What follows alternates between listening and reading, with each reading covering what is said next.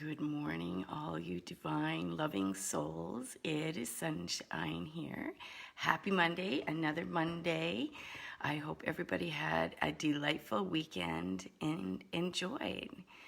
So, today, Spirit wanted to talk about have you ever wondered why?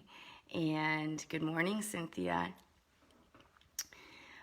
With that, I'm going to share a story, an experience that I have experienced recently with, good morning, Mom, some loved ones that are close to me. And so I just wanted to talk about, do we ever wonder why sometimes we're put into situations that we may feel that we don't have control over, and that might put us into our conditioned self. We might be at a place that we had no intention on being, and something's happened and something's transpired. And Spirit wants to share today in hopes that, sometimes we can get stuck in a place and kind of sit there. So in hopes that maybe it will align and resonate and have a mindset shift. So with today, with what we're speaking about, some things, can happen that we don't have control over, and we wonder about, that can cause and create a lot of fear and shock or shame or guilt. And that is what we are going to talk about today. So I'm going to share a story, and in sharing the story, it transpired not too long ago, and there's some vulnerability with that. But I will share it, and it's shared for a deeper knowledge, a deeper understanding. It does involve me. It does involve other ones that are close to my heart. But it's not being shared for, sympathy or anything like that. It's being shared that, there's lots of learning in this. There's lots of deeper understanding and deeper knowledge, and just how we function here in the human experience with being divine souls, right? And we can be totally connected, but we are here for the human experience. So recently, my daughter was going off to college, which is, unknown. It's exciting for young ones, but there's a lot of fear with that, right? Their whole life, everything is changing. Everything they know is no longer, right? They can take the tools that they know and that they've learned through their experience so far, but it's still fearful for them. It's scary and it's exciting, and there's so many different feelings with it, right? And that can go with any transitions in life. If you're retiring for a job, if you're taking on a new job, a lot of different things. So she was lucky. She was moving in with 5 other roommates that she knew. Very nervous about it, though. And we decided, a friend and I, her best friend that she's had for years, we drove up together, and she had rented a hotel for us to be there the night before so we could just feel out the city, get to know it, have a good time. And as soon as we arrived in the city where we were going, we checked into the hotel, which was red flags right away. But we checked into other places, and everywhere was booked because there was a jamboree that happens on that weekend, on the long weekend of September.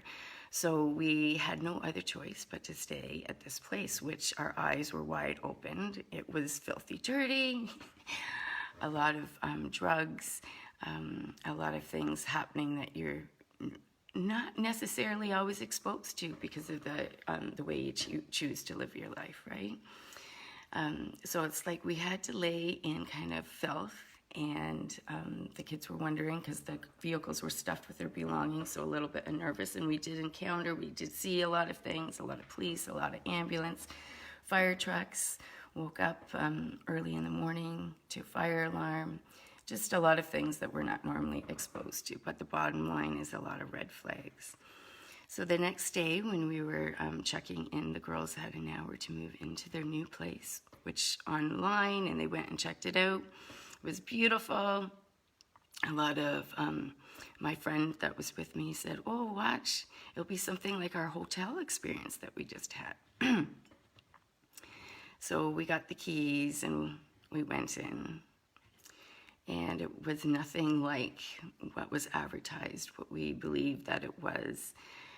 Long and short of it, not a safe area, more red flags, right? More dirty, smelly, very upsetting for the first experience that is supposed to be a celebration. And throughout the day, we moved in. We were supposed to take the kids grocery shopping, do some running around and errands, and that didn't transpire. The timing of it, one of the little ones locked her keys in the car, so we had to wait to get her keys. So you wonder about timing, right? Timing of everything. So it just wasn't happening. So before we were going to leave, we were seeking out too and looking for other options for the girls because it didn't feel right. There was a lot of parents that all worked together. I met some wonderful divine souls through this experience.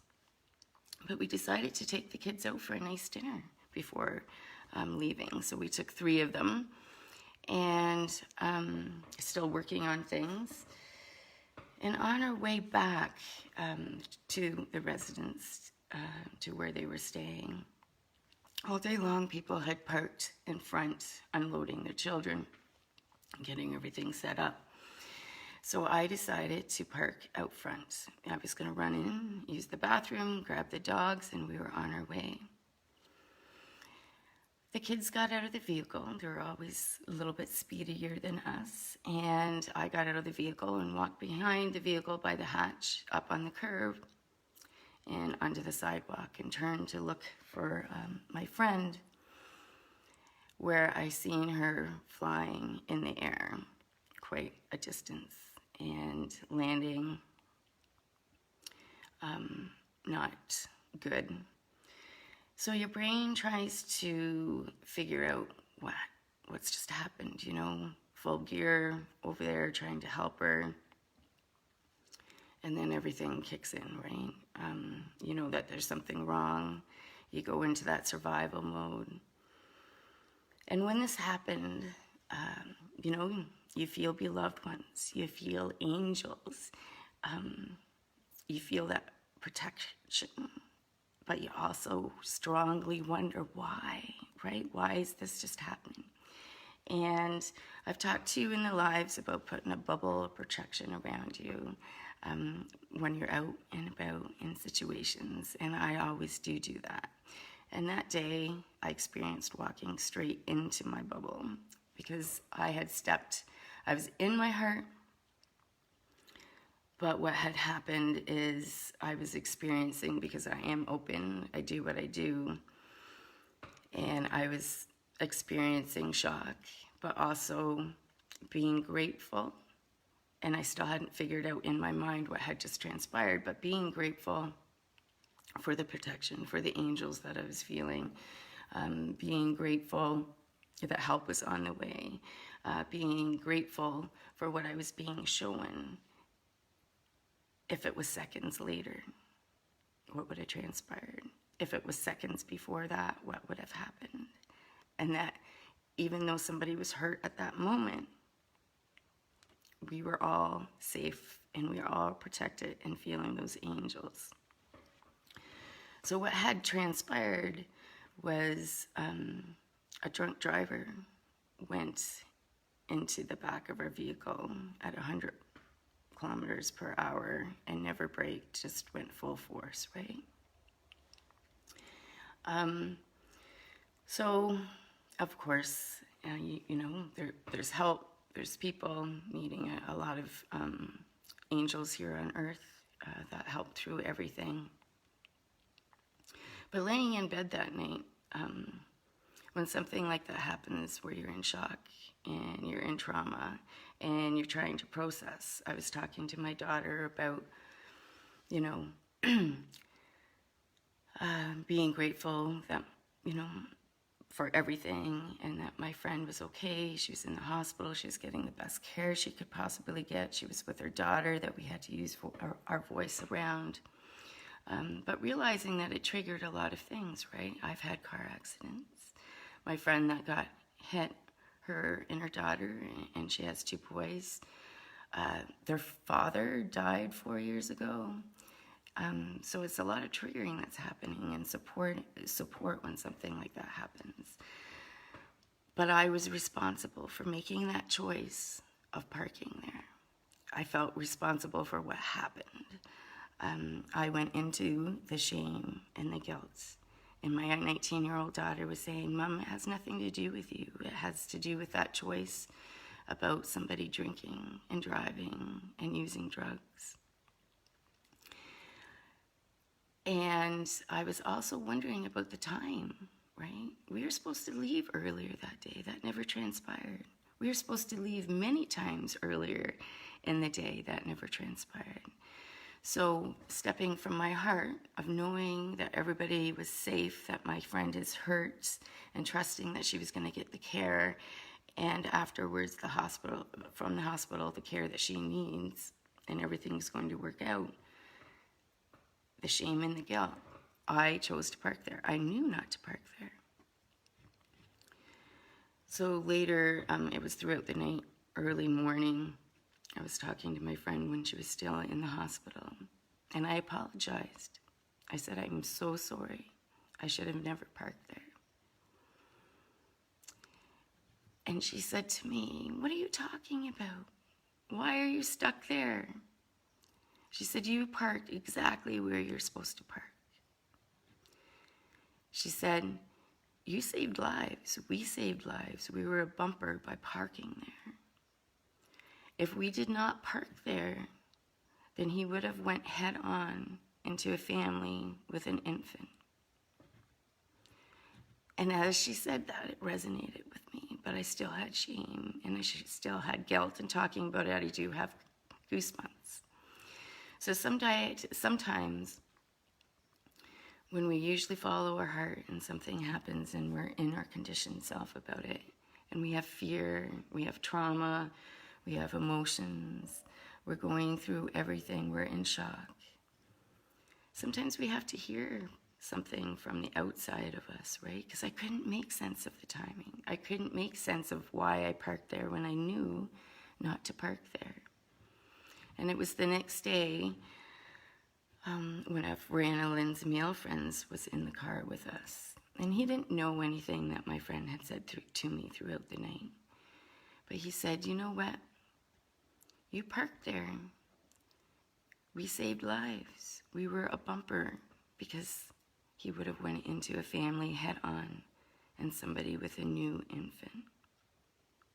He had no idea that that was already shared to me. But then again, I had to feel it. So when things happen and they transpire that we don't think we have any control of, we need time to process. We need time to feel. We need time to drop down back into our heart and follow our soul. And Spirit wanted to share this with you today. Because, as you guys know, I lost my voice for a couple of weeks because I was to be silent and rest and process. But I had other things to do too, get all the girls to a safe place. But when I was working with my mentor last Thursday night, and after the class that she did, during that class, I was actually able to speak. We think that we, should be connected with the divine, and that we need the divine, right? And that is so true. But just as equal, when we wonder why things happen that we have no control over, the divine at times uses us here how they need to. It may be a preventative, it may be a lesson, but they equally need us just as we need them.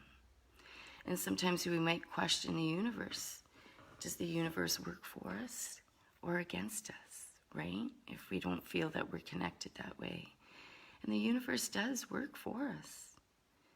But what I found out in this experience too, just like the divine, we need the divine, but the divine needs us here on earth. So does the universe. It needs us as equal. So we could go into the question on, is this something that, has been out for ages that was going to transpire? Or is it just something that happened and we were put there to block something else from transpiring? We don't know. We can seek the answers. But we have to process and we have to feel until we feel like ourselves more. We have to be aware of our different bodies and listen and show gratitude in all things. Because we are part of Mother Earth. We are part of the divine. We are divine souls. We are part of the universe. And we're much needed to always work together. I hope everybody has a magical week. And thank you for everybody that is here. Take care.